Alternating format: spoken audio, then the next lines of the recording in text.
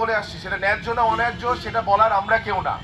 তবে একটা জায়গায় আমাদের এক হতে হবে, আমরা সবাই সাম্য হত্যার বিচার চাই।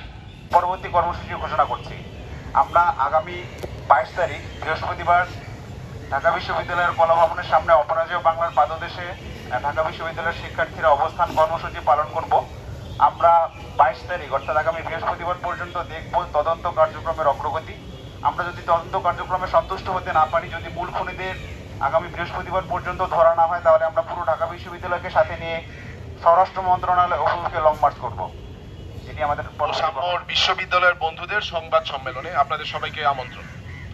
শাহরিয়ার আলম সাম্য 2018-19 সেশনে ঢাকা বিশ্ববিদ্যালয়ের শিক্ষা ও গবেষণা ইনস্টিটিউটে ভর্তি হন।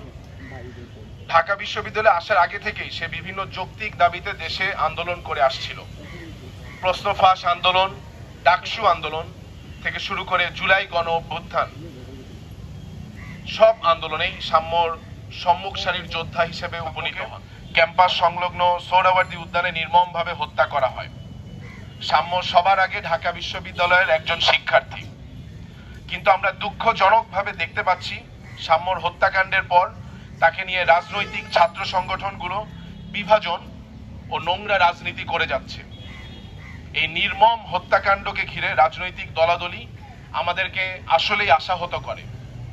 আমাদের প্রত্যাশা, সাম্য হত্যাকাণ্ডের বিচারের দাবিতে পুরো বিশ্ববিদ্যালয়, প্রশাসন, ছাত্র, শিক্ষক সবাই ঐক্যবদ্ধ হয়ে আমরা রাজপথে থাকব এবং প্রেসার ক্রিয়েট করব যেন সাম্যর যথাযথ এবং ন্যায্য বিচার আদায় হয়।